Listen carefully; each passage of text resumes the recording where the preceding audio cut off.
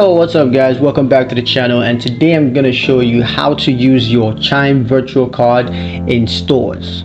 Alright, if you are wondering how to do that, this video is for you, and let's get straight into it. Now the first method is using Apple Pay, Google Pay, or Samsung Pay.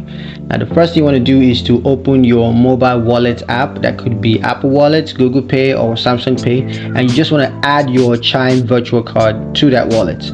Now at checkout, what you want to do is to select your mobile wallet as payment method, and then you want to use your device biometrics. That's it could be your Face ID or your fingerprints. You gotta use that, or you can enter your device passcode to complete the transaction. So that's the first method you want to use. The second method, of course, is using a mobile payment app.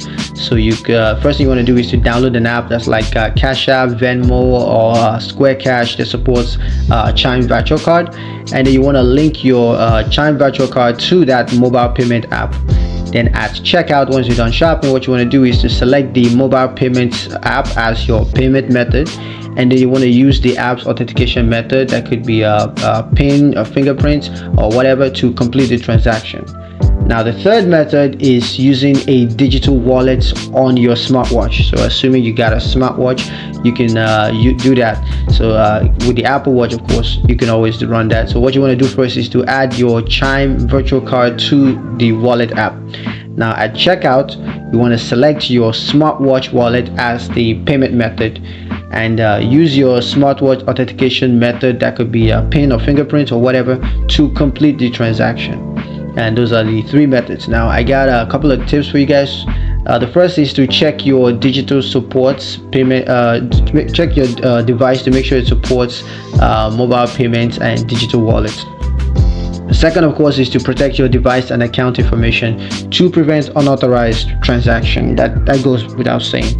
The third, of course, is before making a purchase, you got to verify that the merchant store accepts mobile payments or digital wallets. You don't want to have to go to the stores and find out that they don't accept that after your checkout. You got to make sure that the store you're walking into, they accept these means of payment, so you can use that. Yeah, that's pretty much it for the video. Hope you guys enjoyed it. Hope you found it useful. If you did, like the video, comment down below, let me know what you thought. Share the video with your friends, and of course subscribe to the channel if you haven't done that already. If you have, thank you so very much. But please don't forget to hit that notification bell so you never miss another one of our videos. Thank you guys for watching. I'll catch you guys in the next one. Peace.